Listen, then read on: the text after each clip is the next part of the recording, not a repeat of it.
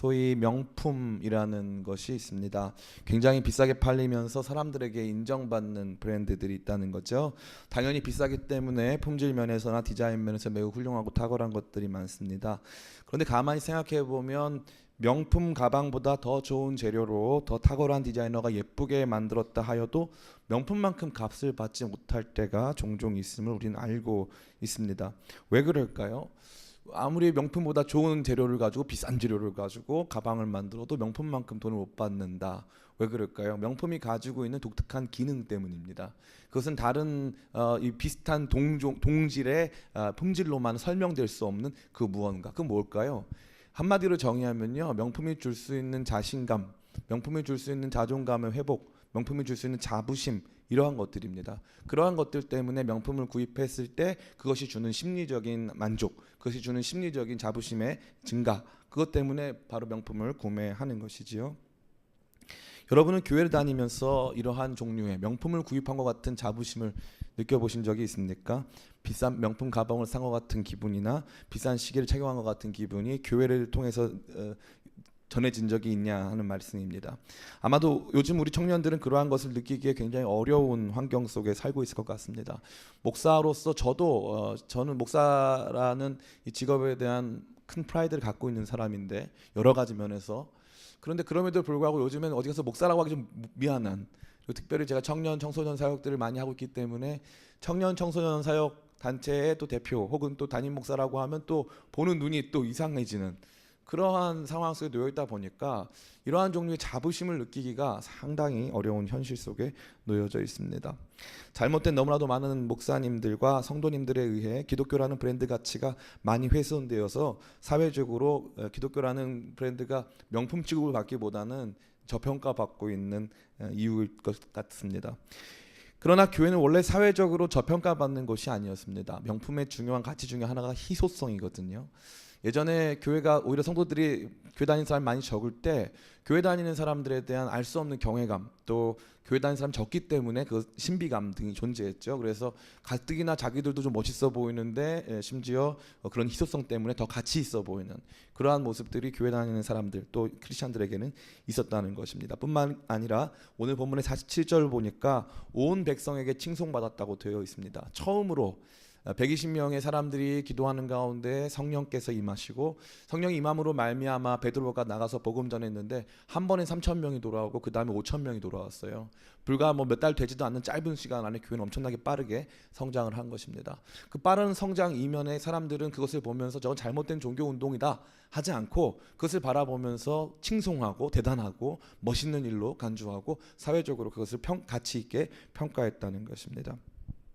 물론 경쟁하는 다른 브랜드들이 있었습니다. 유대교나 기타 인문학적인 종교들과는 경쟁적인 갈등을 겪곤 했지만 언제나 참다운 기독교 신앙은 승리했고 기독교 신앙이 가지고 있는 고귀하고 품격 있는 내용들로 말미암아 사람들에게 명품처럼 취급받아 왔습니다. 앞으로 우리가 몇 주간 생각해 보고자 하는 것은 바로 이러한 교회의 아름다움입니다. 세상 다른 공동체에서는 누릴 수도 없는 아름답고 놀라운 것들이 교회 안에 있으며 지금도 우리가 얼마든지 그러한 것들을 경험할 수 있다는 생각 가운데 오늘 이곳에 모인 우리 청년 그리스도인들의 심장마다 교회를 통한 거룩한 자존감, 자부심이 회복되기를 간절히 축원합니다.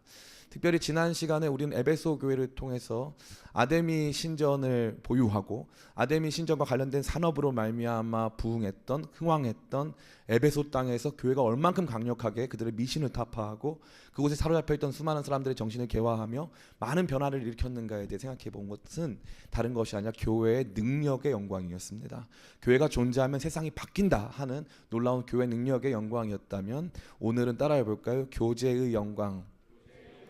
예, 교회 안에서 이제는 모든 관심이 밖에 있지 않고 오늘 읽은 본문이 교회 안으로 그 관심, 시선이 향해 있기 때문에 우리가 함께 누리고 있는 이것이 얼만큼 영광스러운 것인가, 우리가 서로 안에서 누리는 이런 거룩한 교제가 얼마나 놀라운 것인가를 함께 생각해 보기를 간절히 원합니다.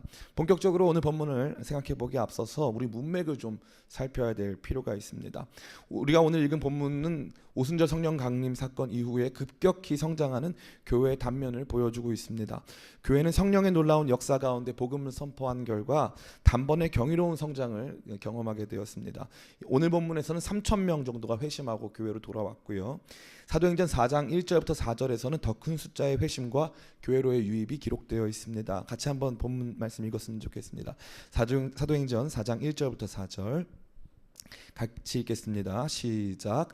사도들이 백성에게 말할 때 제사장들과 성전 맡은 자와 사두개인들이 이르러 예수 안에 죽은 자의 부활이 있다고 백성을 가르치고 전함을 싫어하여 그들을 잡음에 날이 이미 저물었으나 이때까지 가두었으나 말씀을 들은 사람 중에 믿는 자가 많으니 남자의 수가 약 5천이나 되었더라.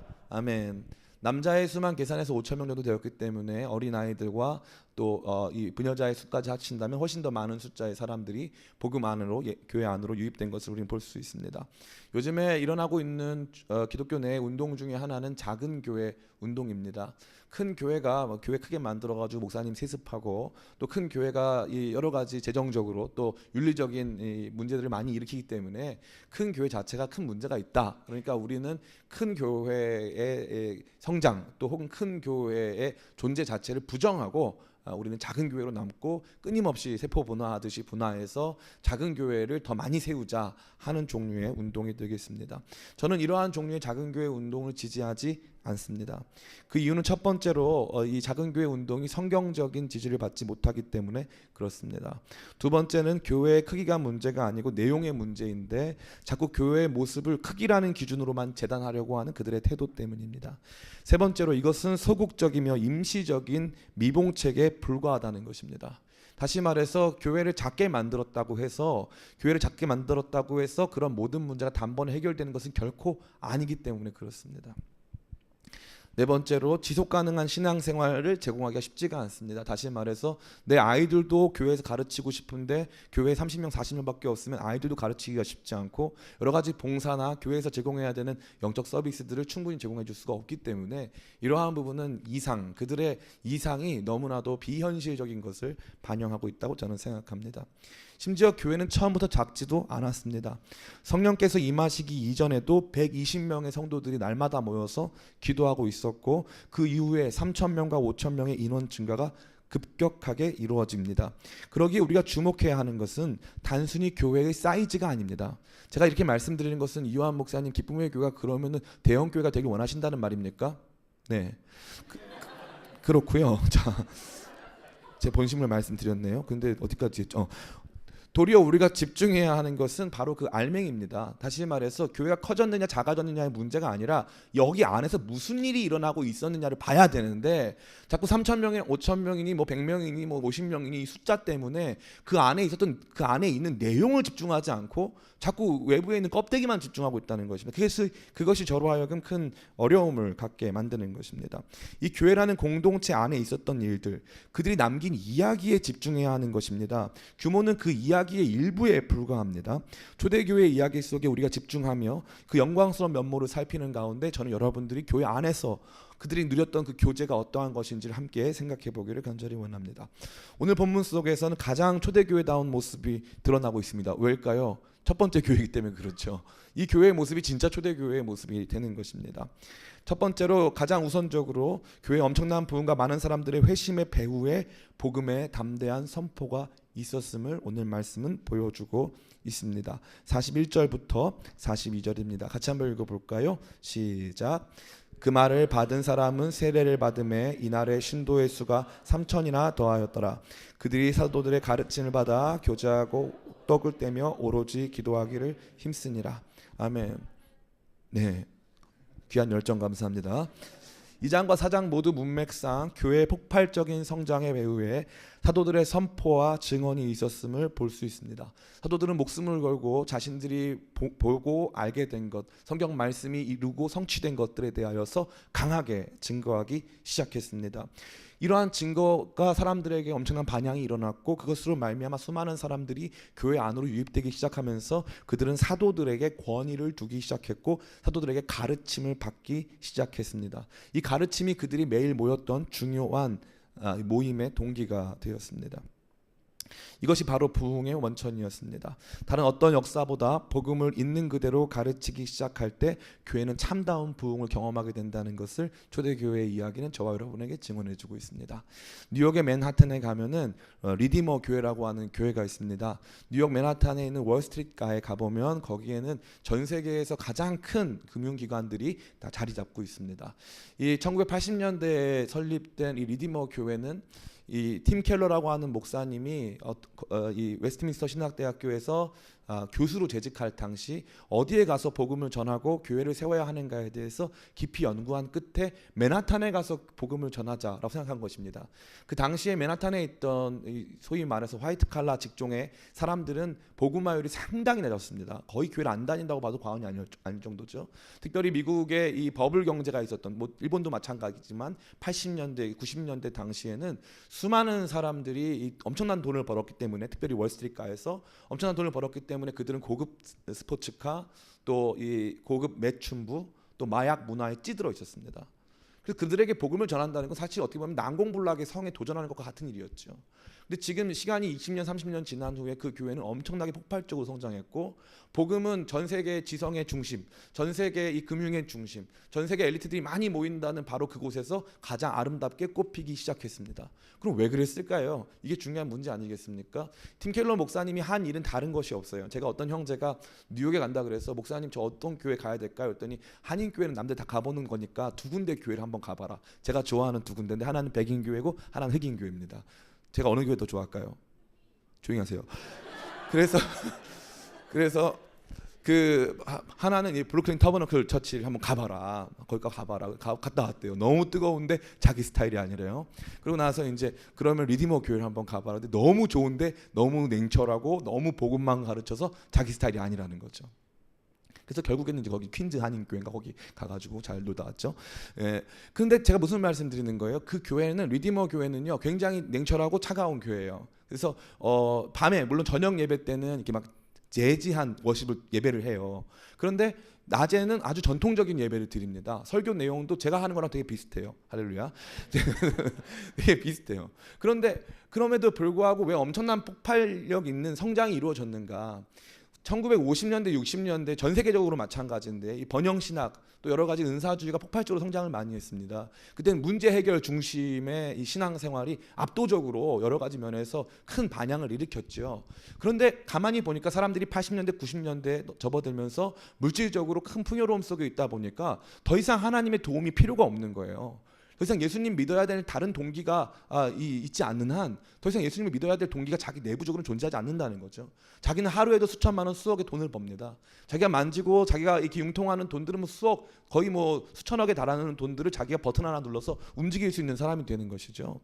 그렇기 때문에 이들은 그렇게 복음 안으로 깊이 들어가려고 하지 않았습니다. 근데 이 팀 켈러 목사님이 끈기를 가지고 거기서 복음을 증거하고, 제일 멋있는 것은 오후에 이런 딱 이 정도 규모의 이 사이즈의 모임을 만들어서 그날 들은 설교에 대해서 몇 시간씩 토론하는 모임을 가졌다는 거죠. 목사님 여기 앉아있고 성도들이 와가지고 그 토론 모임에 참여하는데, 처음에는 토론 모임에 참여하던 사람들이 나중에 예배 시간에 나온다는 것입니다.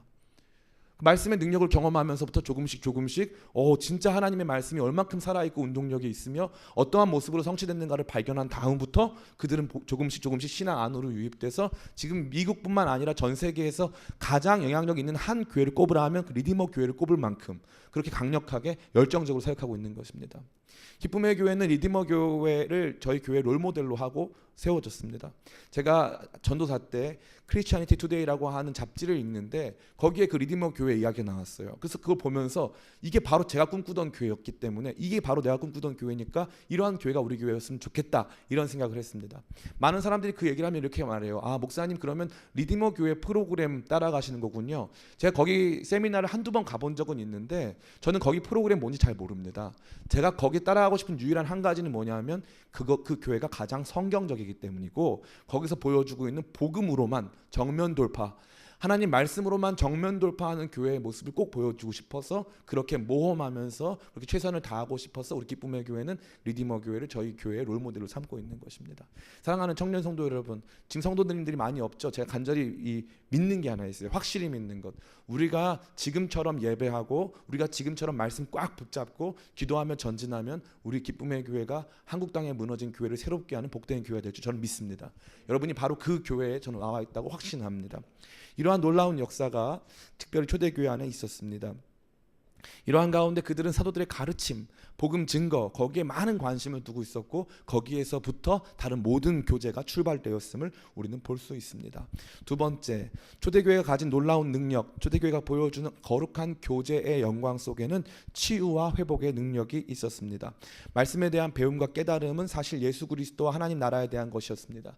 이것은 결코 이론적이 아닙니다. 우리가 교회 와가지고 이 말씀 배우고 기도하고 예배하고 찬양하는 것이 이론적이라는 게 아니라는 거죠. 제가 여러 가지 교회 모델, 제가 사실 여러분과 토론하는 걸 굉장히 좋아해요. 왜 그러냐면은 저는 교회를 세우면서 그냥 이렇게 교회 세우면 잘 될 거야 이렇게 생각해 본 적이 한 번도 없어요. 대한민국에 존재하는 많은 교회들을 분석하고 그 교회들의 장단점들을 확인하고 그러한 교회들이 성경적으로 옳은지 그른지에 대해서 면밀히 고민해 본 끝에 우리 기쁨의 교회 여러 가지 모습들을 세워 나간 것입니다.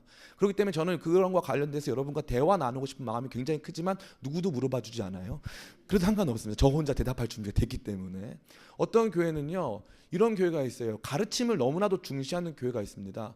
그래서 오전에 와서 교회에서 11시에 예배 드리고 나서 집에 4시까지 못 가게 하고 하는 게 뭐냐면 기독교 강요 배우기. 그렇게 사람들이 기독교 강요를 나중에는 기독교를 강요하는 책인 줄 알아요. 그 책이 아닌데. 너무 막 공부만 시키니까 하루 종일 공부만 시키고 청교도 배워야 된다, 개혁주의 배워야 된다 하니까 날마다 배우자 해서 주의 적적 이런 얘기를 많이 하는데 거기에 능력이 안 나타나는 교회가 제가 많이 있습니다. 너무나도 많이 있다는 거죠. 제 마음이 너무나도 아팠다는 겁니다. 초대교회는 그런 교회가 아니었습니다. 초대교회는 능력이 나타났습니다. 사도들로 말미암아 말씀을 증거하는 사도들로 말미암아 사람들이 병고침을 받고 회복이 일어나고 삶의 놀라운 변화가 이루어지기 시작했다는 것입니다. 그렇다고 이러한 기적이 결코 말씀을 능가한 적도 없고 이러한 기적으로 말미암아 얻게 된 결과가 언제나 사도들의 말씀에 권위를 부여한 것이기 때문에 이러한 기적은 말씀보다 우위에 있을 수 없습니다. 이것은 말씀을 보장하고 말씀에 대한 능력을 저와 여러분에게 보여주는 하나의 굉장히 중요한 그림이 되는 것입니다. 이러한 일들이 교회 안에는 있어야 하는 것이죠. 기쁨의 교회 나왔는데 변화가 없다. 기쁨의 교회 나왔는데 여러 가지 우리의 삶의 문제가 해결되지 않는다. 좀 참고 기다리면서 인내하면서 최선을 다할 필요는 있지만 기쁨의 교회 나와서 10년, 20년, 30년이 지났는데 아무 능력이 없는데 그냥 남아있다는 것은 죄송한 표현이지만 그것은 바른 선택은 아니라고 저는 믿습니다. 교회, 정말 좋은 교회는요, 변화의 능력을 보여주는 교회입니다. 변화의 능력을 보여주는 교회. 목사님, 오늘날에도 그럼 병고침이 있습니까? 있어요. 목사님, 그럼 다른 종류의 회복도 있습니까? 있어요. 관계적인 회복, 여러 가지 갈등과 긴장의 회복들이 있다는 것입니다. 어떤 목사님이 어느 교회 담임 목사로 부임했습니다. 그 교회 담임 목사님으로 부임했는데 그 교회 당회 분위기가 굉장히 안 좋았어요.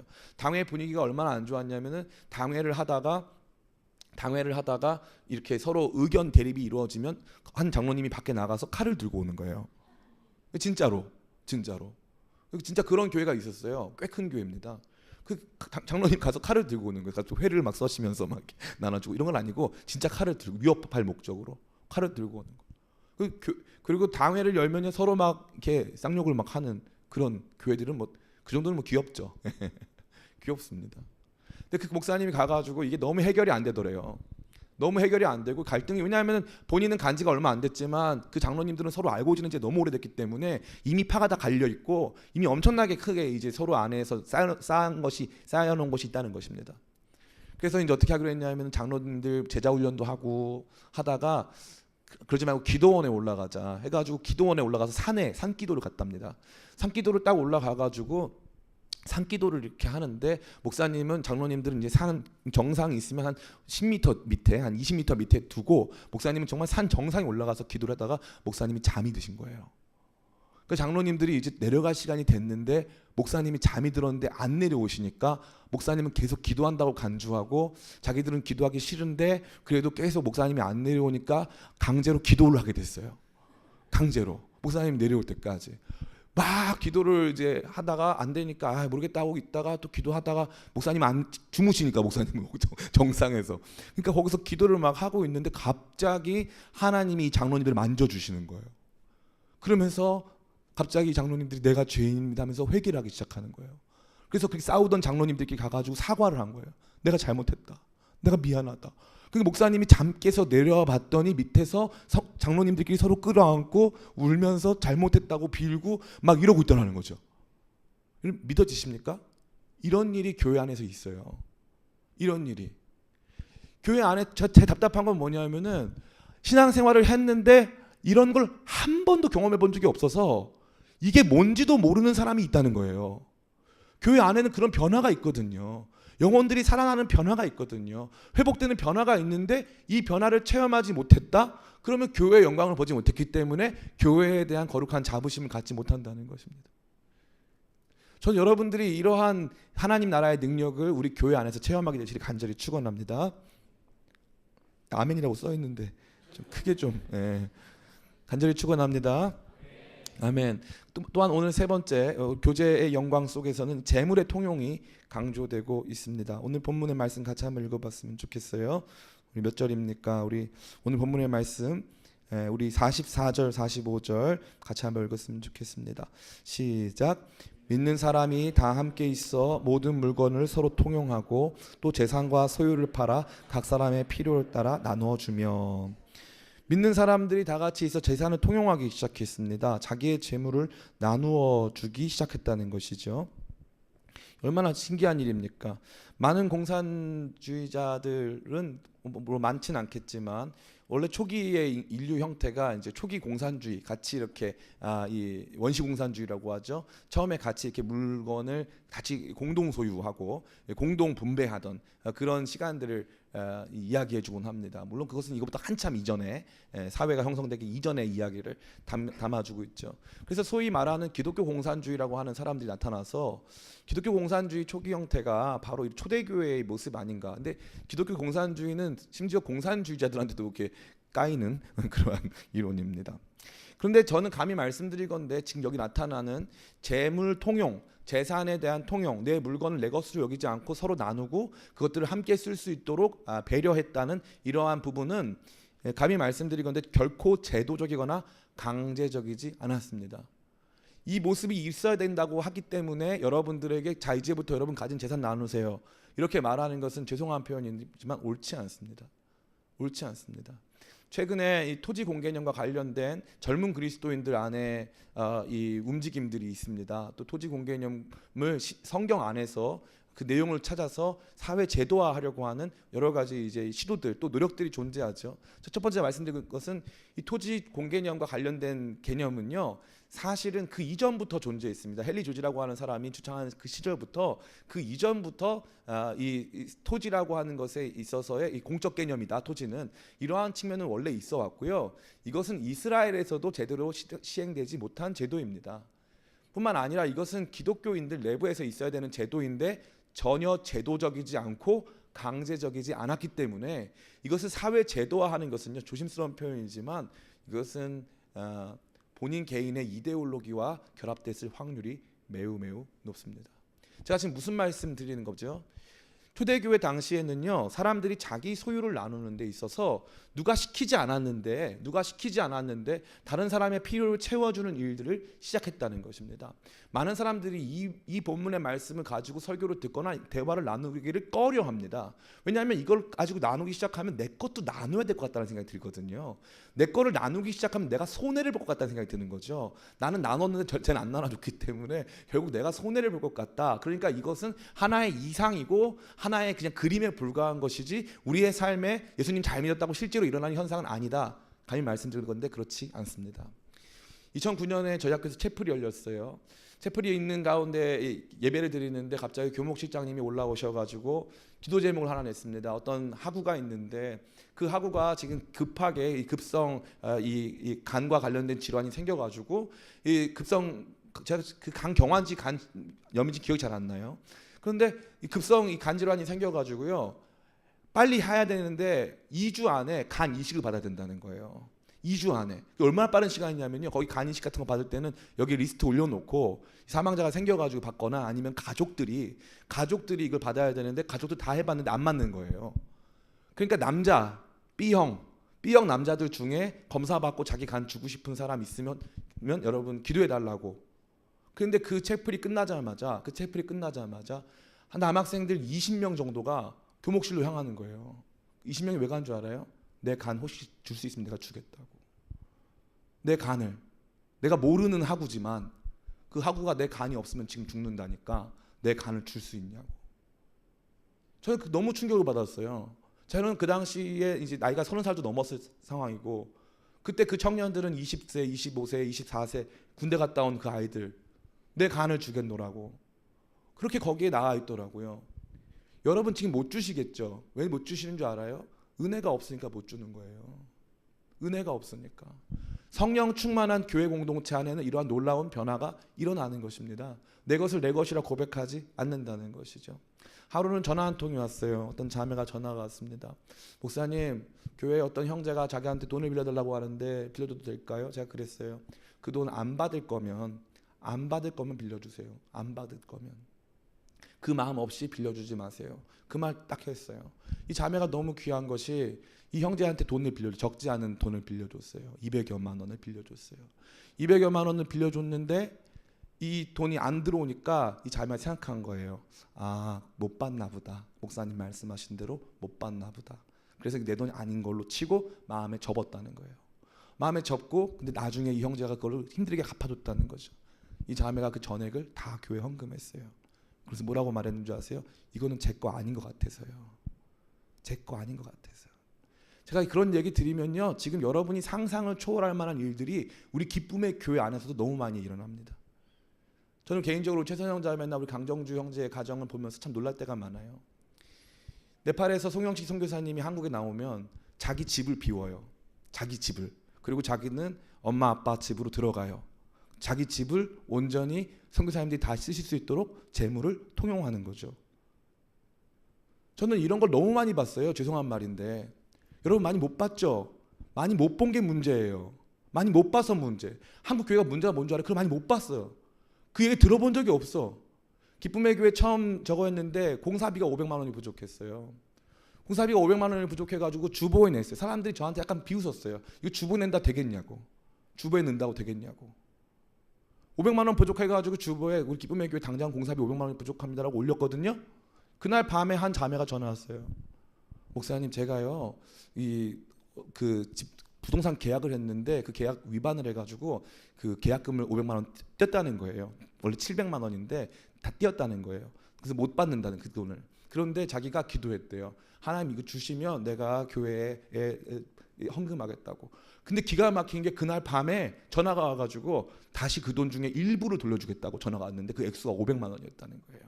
그 자매가 듣자마자 이건 하나님 나한테 헌금하라고 주셨나 보다. 이게 교회예요. 이 기가 막힌 역사가 일어나는 공간이 교회예요.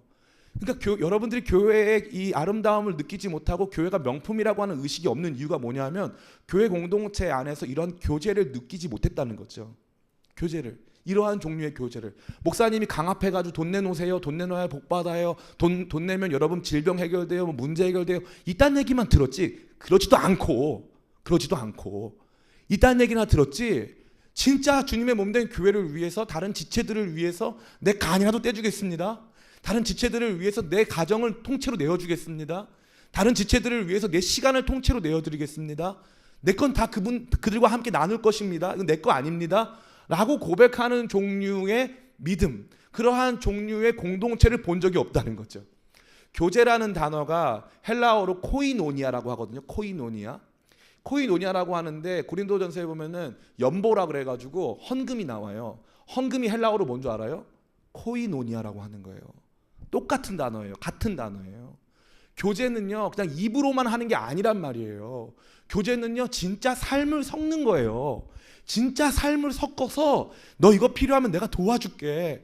우리 교회 목사님 저 사람 봤더니 저 사람에게 지금 이런 도움이 필요한 것 같아요. 전 이거밖에 없는데 어떻게 도와주면 될까요? 우리 함께 이것들 같이 모아서 이 사람 이런 방식으로 도와줬으면 좋겠어요. 교회의 영광은 바로 거기에 있는 거예요. 저는요 가끔요 우리 뭐 재정팀 분들이 막 뭐 무서워할 정도로 가끔 돈에 대해서 밝히고 싶을 때가 있어요. 왠 줄 알아요? 왜 재정팀만 은혜 받냐 이거예요. 은혜를 받을 거면 다 같이 받아야지. 재정팀은 은혜의 도가니, 은혜의 도가니. 이해할 수 없는 예물들이 막 들어와요. 돈 많은 사람들이 돈 많으니까 나 뭐 한 100만 원 헌금하겠다. 그거 아니고 진짜 힘들고 어려운데 주님께서 주신 작은 물질인데 주님께 올려드릴 뿐만 아니라 주님의 몸된 교회를 위해서 쓰임받고자 힘쓰고 애쓰는 사람들이 얼마나 많은지 상상을 초월한단 말이에요. 교회의 진짜 교회됨은 우리 자신을 떼어서 남에게 줄 수 있느냐, 이게 포인트거든요. 그럼 대형교회 문제가 뭡니까? 대형교회는 이 코이노니아가 없다는 게 문제예요. 헌금을 하는데 헌금도 많이 들어와요 거기는.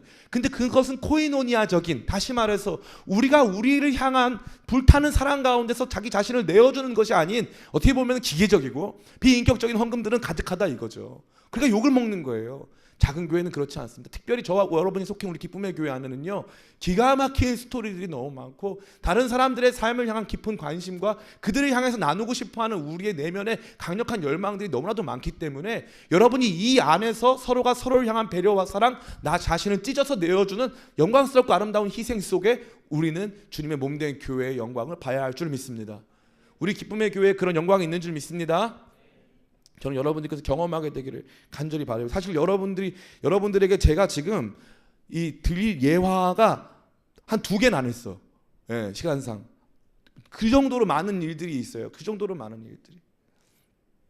4번째입니다. 그들은 같이 먹었습니다. 이것도 되게 중요한 거죠. 같이 한번 읽어볼까요? 오늘 말씀 몇 절입니까? 46절 같이 한번 읽겠습니다. 시작. 날마다 마음을 같이하여 성전에 모이기를 힘쓰고 집에서 떡을 떼며 기쁨과 순전한 마음으로 음식을 먹고. 아멘. 집에서 떡을 떼며 기쁨과 순전한 마음으로 음식을 먹었다고 되어 있어요. 집에서 떡을 뗐다는 것은 떡을 떼다, 떡을 찢다, 이거는 언제든지 성찬을 가르치는 거예요. 성찬은 예수 그리스도의 죽으심을 기념하는 예식이에요. 예수님이 친히 제정하신 예식이에요. 예수님이 친히 세우신 기관은 교회밖에 없고 예수님이 친히 제정하신 이 규례는 세례와 성찬밖에 없어요. 세례와 성찬. 이 세례와 성찬 중에 특별히 이 성찬은 매일 모여서 성도님들끼리 집에서 모여서 이 성찬 행위를 했다는 거죠. 예수님의 십자가의 죽으심을 기념하고 그분 안에서 우리가 하나 되었음을 같이 본다는 거예요. 성찬을 생각할 때 많은 사람들이 무슨 포인트에 강조점을 두냐 하면은 예수님의 고난에 강조점을 두는 거예요. 그래가지고 혼자 괜히 깊은 슬픔에 빠져 있을 때가 있어요. 당연하죠. 그 예수님께서 첫 번째로는 그것을 의도하신 것이 맞으니까.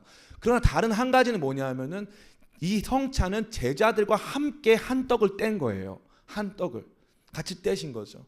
그래서 지금도 성찬을 많이 하는 교회는요 떡을 우리처럼 이렇게 조그맣게 안 합니다. 이 성찬을 많이 하는 교회는 큰 빵을 만들어 가지고 빵을 실제로 찢는 걸 같이 해요. 그러니까 유명한 일화 있지 않습니까? 우리 안상혁 형제가 터키에 가가지고 이 빵이 진짜 커요. 근데 이만한데 줄을 서서 이제 빵을 조금씩 떼는데 안상혁 형제가 혼자 3분의 2 정도를 뗀 거예요. 그 뒤에 있는 사람도 이거 어떡하지? 막 목사님이 동공이 막 흔들려. 너무 충격을 받아. 다들 막 어떻게 해야 되지? 지금 막 난리가 난 거예요. 그래서 사람들 우리 뒤에 자매들 다 고개 숙이고 난리가 났어 진짜. 또 어떻게 합니까? 거기에 잔도 하나예요. 목사님 비위생적이에요. 하나예요.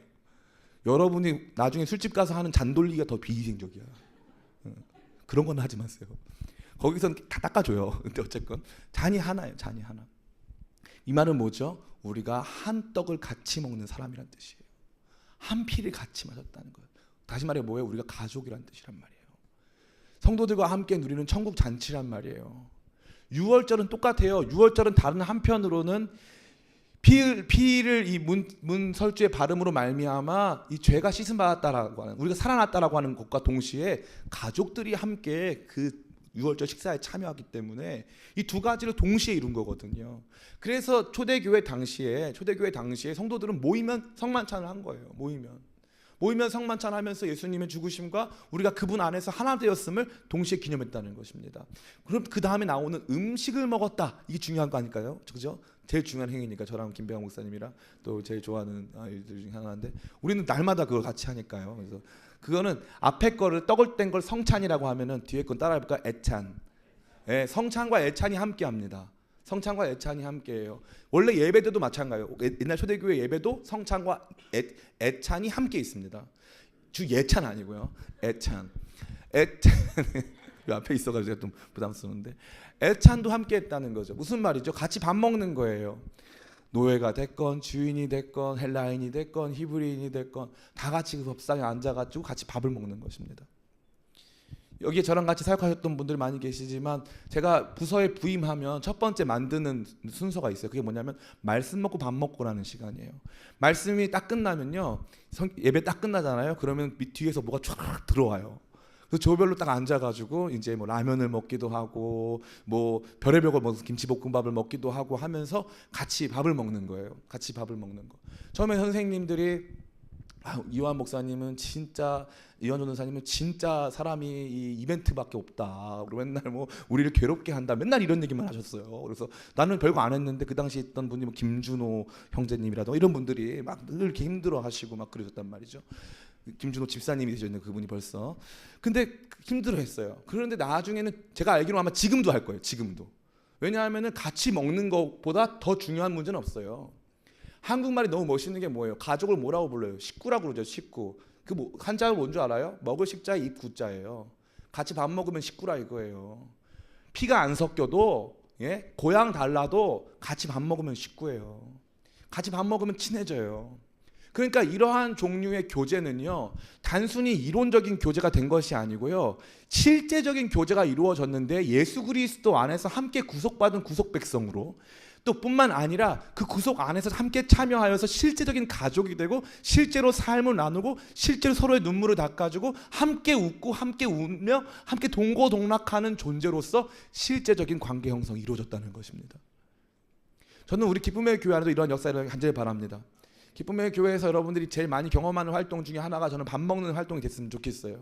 목사님 같이 밥 먹었으면 좋겠어요. 이거 같이 먹었으면 좋겠어요. 그래서 날마다 매일 제가 꿈꾸는 그 교회 단톡방은 매일 어떤 블로그에 맛집들이 올라오며 함께 거기에서 그러면 우리 팀 모이세요. 별도의 단톡방을 만들어서 계속 이렇게 찾아가는 호방터 돈가스라던가 막 이런 것들 탐닉하고 막 아이고 거기 막 그런 것들을 탐닉까지는 아닌데 이제 그런 것들을 좀 좋아하고 같이 먹고 좀 즐거워하는 그런 공동체가 되길 간절히 소원합니다. 교회 안에서 이 기쁨이 너무 좋은 거예요. 제가 예전에도 이 중고등부 시절에 지금도 기억나는 게 4명, 형제 4명이 라면을 20개를 먹은 적이 있어요. 너무 사랑의 공동체였고 애찬이었어요. 너무 애찬, 귀한 애찬이었어요. 근데 그동안 우리 교회 나오면 여러분 부담스럽죠. 돈 쓰기 부담스럽죠. 제가 우리 예배를 3시로 바꾼 게 좀 힘든 이유가 하나가 뭐냐면은 우리 청년들 돈이 없을 텐데 끝나고 저녁 먹자 그러면 좀 부담스럽지 않을까. 제일 마음에 걸려요. 실제로 제일 마음에 걸립니다. 그러나 그럼에도 불구하고요, 여러분 떡볶이라도 먹으세요. 떡볶이 먹자. 가가지고 저 롯데리아 길 건너편에 있거든요. 거기 가가지고 그 뭡니까 아이스크림이라도 먹자 해가지고 같이 식사하고 같이 교제할 때요, 생각보다 우리가 그렇게 이성적인 존재가 아니에요. 생각보다 우리 같이 먹다 보면 웃고 있어. 너무 신기한 게 먹기 전에는 다 표정이 안 좋아요. 그런데 먹다 보면 웃고 있어. 나 깨달았어. 우리는 결국 이런 존재였구나. 기쁨이 넘쳐, 행복해, 회복돼. 저도 여러분들이 이것을 함께 체험하게 되지 간절히 축원합니다. 아멘. 이제 거의 다 끝났어요. 저도 지루하네요. 네. 도대체 이런 교제의 영광이 얼마나 많은 거야, 그죠? 2가지 한꺼번에 할게요. 이들은 매일 같이 모였고 또한 동시에 하나님을 찬양하며 하나님께 감사드렸어요. 그 본문 말씀 우리 마지막 절입니다. 47절 말씀 같이 한번 읽어보겠습니다. 시작. 하나님을 찬미하며 또 온 백성에게 칭송을 받으니 주께서 구원받는 사람들을 날마다 더하게 하시니라. 아멘. 46절 다시 한번 읽겠습니다. 46절 시작. 날마다 마음을 같이하여 성전에 모이기를 힘쓰고 집에서 떡을 떼며 기쁨과 순전한 마음으로 음식을 먹고 하나님을 찬미하며 또 온 백성에게 칭송을 받으니 주께서 구원받는 사람을 날마다 더하게 하시니라.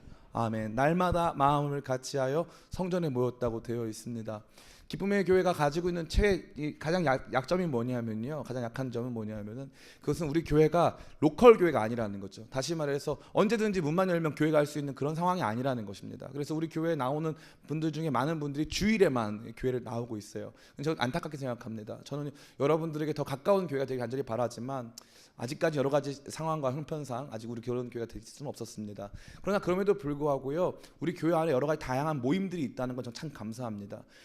여러분들이 어떠한 형태가 됐든지, 그게 미디어 팀이 됐든지, 조이풀 콰이어가 됐든지, 예배팀이 됐든지, 뭐 여러분 섬기는 조이풀 팀즈, 조이풀 키즈가 됐든지, 그러한 모임 안에서 함께 모이고 그 안에서 함께 웃고 함께 그 안에서 하나님 말씀 같이 배우고 하는 모든 과정이 너무나 중요한 것입니다. 건강한 교회는 모이기를 힘쓰는 교회인 줄 믿습니다. 아멘. 그럼 모여서 뭐 하느냐? 모여서 저 사람 험담하고 저 사람 험담하고 교회는 잘 안 될 거라고 생각하고 그런 거 아니에요. 모여서 하는 거 하나님을 찬양하는 거예요. 하나님을 찬양하는 거. 모여서 하는 거 주님을 찬양하는 거. 이 사람들 중요한 활동이 뭐냐면 하나님 찬양하는 거예요. 하나님께 감사하는 활동이죠. 감사와 찬양이 충만한 공동체보다 더 아름다운 공동체는 존재하지 않습니다. 우리 교회에 불평할 게 많을까요? 감사할 게 많을까요? 이게 좋은 마음이에요. 이게 좋은 마음이에요. 그런데 다른 한편으로는요, 우리 교회 가만히 보면요, 진짜 감사할 게 많은데 감사하지 못하는 분들도 많이 계세요. 불평할 것도 많거든요. 저는 여러분들이 제가 그런 말씀 많이 드리는데 다른 교회 좀 다녀보고 오시라고. 다른 교회 좀 우리 라이벌 교회들 있지 않습니까? 뭐 용산구에 위치한 3원 교회라던가 무슨 리 교회 뭐 많잖아요. 다녀보고 오세요. 진짜 다녀보고 골라보고 와보시라고요. 우리 교회가 얼마나 아름다운지, 얼마나 감사한지, 얼마나 행복한지, 얼마나 복된지, 우리 교회가 추구하는 가치가 얼마나 바른지 여러분들이 그것을 좀 체험했으면 좋겠어요. 그러한 가운데 교회 안에서 함께 모여서 우리가 하는 다른 활동 없고 하나님께 감사하는 거. 오늘 예배 가운데 하나님 나에게 만져주셨어. 하나님 나에게 이러한 변화를 주셨어. 우리 하나님 너무 영광받기 합당하셔. 하나님 너무 멋있으셔. 이러한 종류의 귀한 감사와 찬양이 저와 여러분 가운데 넘치기 간절히 바랍니다. 교회 나와서요, 다른 생각하지 마세요. 하나님 찬양하는 거예요. 우리 여러분들이 힘들게 하고 상처 주는 내용들 너무 고민하지 마세요. 다 사람들은 게 문제가 있어요. 상처 얘기 제가 다시 나왔지만 늘 말씀드리는 것은요, 상처는 받는 게 문제가 아니고요, 주는 게 문제가 아니고 받는 게 문제예요. 왜 그렇습니까? 어떤 사람이 똑같이 샤워를 하는데 어떤 사람이 자기 상처가 있어요. 이쪽 발꿈치가 까졌단 말이에요. 다른 사람은 똑같이 샤워를 했는데 아무렇지가 않아. 근데 어떤 사람은 똑같이 샤워를 했는데 발이 너무 아파. 그럼 누구 문제예요? 다친 사람이 문제인 거예요. 그러니까 이 상처를 빨리 자기 자신이 치료하는 게 문제예요. 왜 자꾸 나한테 물을 끼얹으세요? 물론 당연히 그것도 안 해야죠. 그러나 그럼에도 불구하고 그때 아파오면 내가 어떤 부분이 지금 상처가 있는 거지? 다른 사람들 다 괜찮을까? 근데 또 동시에 다른 사람 다 아프면 누가 문제가 있는 거예요? 샤워기 물이 너무 뜨겁거나 너무 염산을 탔거나 뭐 이런 느낌이에요. 조심해야 돼요. 그런 거는. 그런 목사님들 많죠. 샤워기 물에 염산 타는 목사님들 많아요. 그런데 그게 아니고 진짜 똑같이 예배 드렸고 아무 문제 없는데 나만 이게 좀 문제가 생겼다. 그럼 무슨 뜻이에요? 내가 지금 아픈 데가 있다는 거예요. 내가 아픈 데가. 그럼 어떻게 해야 돼요? 병원 가야죠. 은혜의 병원, 이 골방의 병원. 주님 앞에 나아가서 주님 제가 이게 너무 아파요. 이게 해결이 안 돼요. 이게 너무 그 사람 너무 미워요. 주님 제가 어떡합니까? 그건 여러분이 해결 받으셔야 돼요. 그러한 가운데 우리 공동체 모두가 함께 꿈꾸고 소망하고 바라봐야 되는 우리 교회가 누릴 수 있는 가장 영광스럽고 가치 있는 것은 따라해볼까요? 하나님을 경배하며 찬양하는 것. 이러한 모습이 회복되길 간절히 바랍니다. 이제 말씀 다 마칩니다. 사랑하는 성도 여러분, 저는 우리 기쁨의 교회가 이러한 교회라고 확신합니다. 저는 여러분 가운데 우리 기쁨의 교회가 이러한 교회가 더욱더 날마다 되어질 줄로 또한 확신합니다. 교회의 참다운 영광은요, 교회 안의 구성원들 안에서 시작되는 거예요. 그 구성원들이 먼저 천국 공동체를 경험하지 못했다. 이 안에서 천국 공동체를 경험하지 못했다면 미안한 말인데 우리 교회는 밖으로도 주님의 영광을 보여줄 수가 없는 것입니다. 전 이 모습이 너무 좋아요. 사도들이 나가서 복음 전했는데요, 3,000명이 돌아왔는데 교회 안에 있는 사람이 더 행복해. 교회 안에서 더 기뻐. 교회 안에서 더 많이 나눠. 제가 조심스럽게 말씀드리는데 우리 기쁨의 교회가 구제를 많이 하는 편은 아니에요. 근데 그럼에도 불구하고 저는 우리 교회에 대해서 당당합니다. 왜 그렇습니까? 구제를 그냥 단순히 구제라고 하는 것, 다시 어려운 사람 도와주는 것, 교회는요 월드비전이 아니에요. 교회는 기하대책이 아니에요. 교회가 우선적으로 먼저 해야 되는 것은요, 따라해볼까요? 서로 사랑이 먼저예요. 그래서 많은 사람들이 그래요. 막 교회가 남 도와야지. 예, 맞아요. 그거 저희 좀 이따 할게요. 마치 이건 뭐와 같냐면요, 가족들끼리 모여가지고 우리끼리 먼저 행복해야 되는데 그게 아니고 남 도와야지, 너 빨리 가가지고 뭐 도와야지, 이거 하고 앉아 있는 거예요. 그건 전혀 바른 방향이 아닙니다. 따라해볼까요? 교회 안에서 천국 공동체를 경험하자. 교회 안에 천국 공동체를 세워가자. 이 비전이 있어야 돼요. 그래서 날마다 여러분들이 무슨 일을 하건요, 진짜 무슨 일을 하건 주보 하나를 만드는 한이 있더라도 이 기준에서 평가하는 거예요. 이 기준에서. 목사님 그게 될까요? 나중에 될까요? 안 되죠. 그러니까 어떻게 해야 돼요? 최선을 다해야 되는 거예요. 최선을 다해서. 어느 정도 최선을 다하냐? 주보가 안 나오는, 또 인기 끌려고 하는 게 아니라 인기 때문이 아니에요. 주보가 제일 쉬운 것을, 주보가 안 나오는 한이 있더라도 이건 해야 돼요. 이걸 만들어야 돼요. 업무 추진이 안 되는 한이 있더라도 이거 만들어 나가야 돼요. 제 담임 목사로서요, 제가 성격이 급할까요? 좀 느긋할까요? 다 알죠. 여러분도 알고 뭐 저도 알고 다 알아요. 저도. 그런데 급해요. 그럼 우리 교회는 일이 빨리 잘 돼요? 아니면 좀 천천히 돼요? 일이 굉장히 천천히 되죠. 우리 교회는 일이 굉장히 천천히 돼요. 예를 들면 홈페이지 팀이요, 작년 8월에 모였죠? 작년 8월에 아직도 안 나왔어요. 아직도 안 나왔어. 작년 8월에 모였는데 아직도 안 나왔어. 제 성격 같았으면요, 지금 니네 다 뭐 하는 거야? 소리 지르고 난리 나요. 그냥 저라면. 근데 가만히 봤더니 제가 그런 게 있어요. 우리 거기 홈페이지 팀에서 일하는 한 사람 한 사람 너무 귀한 사람들이거든요. 그 사람들 너무 사랑스러운 사람들이거든요. 너무 힘든 상황에서 그거 하고 있거든요. 그러면 제 성대로 가가지고 이거 왜 빨리 안 하냐, 이 빨리 나와줘야 되는 거 아니냐, 이건 이렇게 돼야 되는 거 아니냐. 교역자들끼리는 할 수 있어요. 우리는 이게 진짜 이거 돈 받고 하는 프로들 아닙니까? 그러니까 해야죠. 그런데 성도님들은 제가 생각했을 때는 그거 못하면 첫 번째 이거예요. 받아들일 수 있는 사람한테는 할 수 있어요. 그러나 그게 아니라면 우리 서로 사랑하고 그 일 좀 안 되자 이거예요. 제일 우리 마음 불편하게 하는 게 뭐예요? PPT. 그죠? PPT 잘 안 되면 여러분 불편하잖아요. 그죠? 그럴 때 많죠? 참으세요. PPT 안 되면 PPT 되는 거에 감사하면 돼요. 아멘? PPT 나온다는 게 얼마나 감사해요. 여러분 이게 그냥 나오는 게 아니에요. 우리 교회 저거 8,000원씩 중고 프로젝터 산 거예요. 그냥이 아니야. 왜 이거 다 그냥으로 생각하세요? 난 저게 나오는 것도 너무 감사한데 마이크에 선이 없는 게 감사해요. 진짜 진심으로. 마이크에 선이 없는 게. 따라해볼까요? 나는 몰랐지만 개척 멤버. 여러분 몰랐지만 개척 멤버잖아요. 몰랐지만. 감사와 찬양이 넘쳐나고 우리 교회 안에 우리가 품어야 될 영광은 우리 교회 교제의 영광. 내 삶을 나누리라. 저는 너무 감사한 게 노용훈 형제님이나 최문경 자매님 거의 뭐 우리 교회를 정말 동묘시장처럼 만들고 계시잖아요. 그래서 계속 막 거기에 막 이렇게 진짜 재활용 같은 느낌이지만 그래도 어떻게 보면 또 행복하니까 또 이렇게 또 행복하니까 또 자 사이즈 1번 나갔습니다. 막 거기 막 중계 방송이 돼요. 뭐 29번 팔렸고요. 막 정말 무슨 경매하는 줄 알았어. 그리고 사람들이요 다 제가 말하면 다 좀 가만히 있어요. 그 물건 올라오고 1초 만에 져요. 와 그때 진짜 배신감 장난 아니 진짜. 그때 뭐 할렐루야 사랑하는 기쁨 가족 여러분 다 필요 없어. 물건 올리면 1초 만에 져요. 뒤 밑에 막 까비 막 난리 납니다. 막 내가 더 빨랐어야 되는데 와 이건 지금 뭐 하는 거지? 막 근데 제가 가만히 생각해봤는데 이게 교제더라고요. 교제. 이게 교제더라고요. 너무 좋아요. 저 이 모습 너무 아름다워. 자랑하고 싶어요. 제가 상처를 받은 건 저는 제 문제니까. 그건 제 문제니까 제가 병원 가면 되죠. 여러분 행복하잖아. 그건 내 문제잖아. 그죠? 그건 내 문제니까 내가 병원 갈게. 그건 내 문제니까. 상처는 내가 받았으니까 내가 병원 갈게. 그러나 제가 그거 보면서 너무 감사한 거 있죠. 너무 행복한 거 있죠. 우리 교회에 있다 보면요. 형제 자매들 따뜻하게 거기서 있으면서 막 먹고 전 안 줄 때도 있어요. 괜찮아. 내가 아픈 거니까. 내가 병원 갈게. 저 안 줘도 돼. 자기들끼리 행복하게 잘 먹어. 너무 좋아. 내가 병원 가면 되니까. 제 병원 식당이죠, 그죠? 김병호 선생 손붙잡고 또 가면 되니까 해결되니까 우리는. 무슨 말 하는 거예요? 여러분 진짜 이 교제의 영광 잃지 않았으면 좋겠어요. 우리 기쁨의 교회 뭐가 있습니까? 뭐 보여줄 게 있어요? 우리 서로밖에 없잖아요. 우리 서로밖에. 내가 싫어하는 사람이 있어야 교회가 부흥한다니까요. 저 사람이 있어서 교회에 부흥하는 거예요. 그러니까 너무 미워하고 힘들어할 필요가 없어. 내가 좋아하는 사람들하고 함께 있는 사람들하고 최선을 다해서 사랑하면서 서로 교제하면서 내 건 내어주면서 이거 너 해. 너가 더 잘 어울릴 것 같아. 하면서 내어주기 시작하는데 서로 사랑이 막 넘치고 매일매일 모여도 지겹지 않고 행복하고 감사한 거. 여러분 그러한 공동체 꿈꾸십니까? 우리 기쁨의 교회를 그러한 공동체를 함께 세워가기를 예수님의 이름으로 축원합니다.